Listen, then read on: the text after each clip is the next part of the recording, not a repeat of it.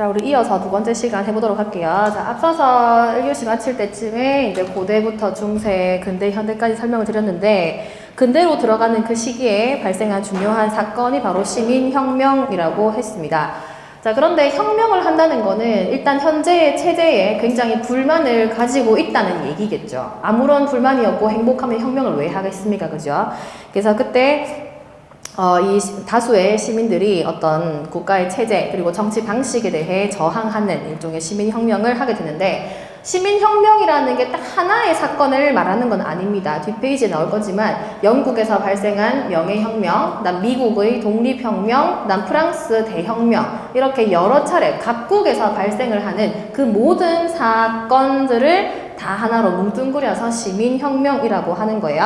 자, 그런데 시민혁명이 일어나게 된 사상적 배경 해가지고 지금 5가지가 나옵니다. 첫 번째 기억 볼게요. 계몽주의 동그라미 할까요? 계몽주의.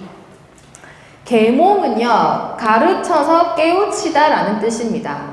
무지한 어리석은 국민들이여 가르치고 배우고 일어나라. 이게 계몽 사상이에요. 자, 이 계몽 사상은 뭐를 전제로 하냐면 인간이라는 것은 이성을 가진 존재다라는 걸 전제로 하고 있어요. 그 옆에 있습니다. 인간이 이성의 힘, 줄칠게요. 이성의 힘. 이성이라는 것은 옳고 그름을 판단할 수 있는 걸 말하는 거죠. 그래서 인간은 사실 누구나 이성을 갖고 있기 때문에 이 지금 돌아가는 이 나라 상황이 옳은 것인지 아닌지를 잘 판단할 수 있는 존재다라는 걸 전제로 하고 있습니다. 그래서 잘못된 게 있다면 잘못됐다 판단 들겠죠. 이 이성의 힘으로 편견과 오류를 극복하고 사회적 모순과 부조리를 바로잡을 힘이 인간에게 있다. 이게 계몽 사상입니다. 그 다음 두 번째, 시민혁명이 발생하게 된 두 번째 배경, 사회계약설 동그라미 할게요. 사회계약설. 자, 단어 뜻 그대로예요. 이 사회, 즉 국가도 하나의 사회죠. 이 사회라는 것은 그냥 자연적으로 생긴 게 아니고 뭐를 통해 생긴 거다? 우리끼리의 계약을 통해서 생긴 거다. 근데 우리가 흔히 계약하면 계약서에 사인하는 거 생각하죠. 그런 건 아니고요. 여기서의 계약이란 뭘 말하냐면 우리 모두의 합의 또는 동의를 말하는 거예요. 우리가 스스로 다 내 뜻대로 하면 좋겠지만 지금 그게 안 되기 때문에 국가라는 틀을 만들었고 그거를 대표할 사람, 우리의 대표자를 뽑았다. 뭐 이런 게 바로 계약의 내용입니다. 그래서 사람들은 자신의 권리를 보장받기 위해, 거기 줄치세요. 자신의 권리를 거기 줄치시고요. 그 위에다가 자연권이라고 써두세요. 자연권.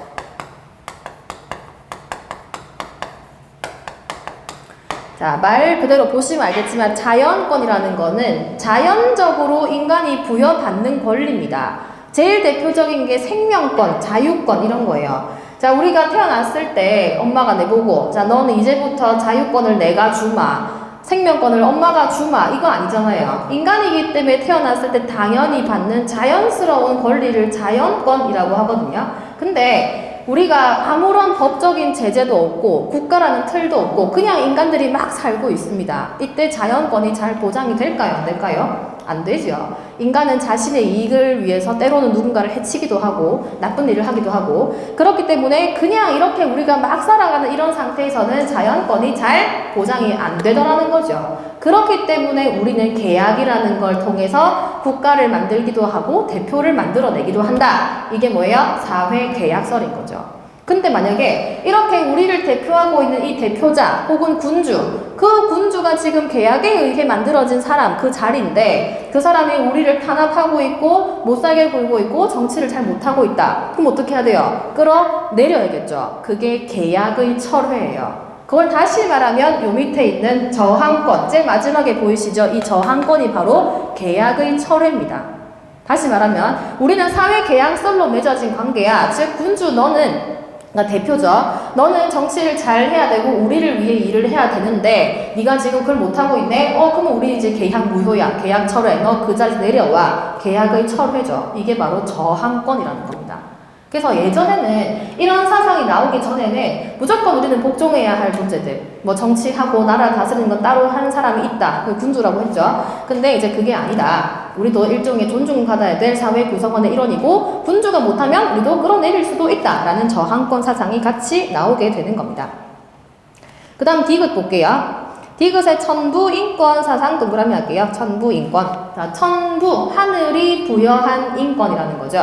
즉 누구도 침해할 수 없다. 왜? 이건 하늘이 나에게 준 거니까. 그래서 올 인간, 모든 인간에게는 태어날 때부터 갖는 인간으로서의 권리가 있다는 거죠. 침해할 수 없는 천부적인 권리를 가지고 있다.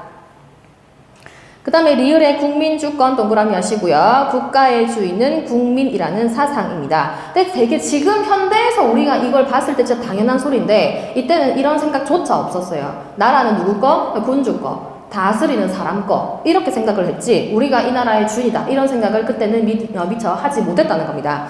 그런데 시민혁명이 일어날 그 즈음에는 이런 천부인권 사상도 나오고 똑똑한 학자들이 사회계약서도 막 만들어내고 계몽사상 이런 것도 나오고 해서 점점 국민들이 뭔가 잘못됐다라는 거를 깨달아 간다는 거죠.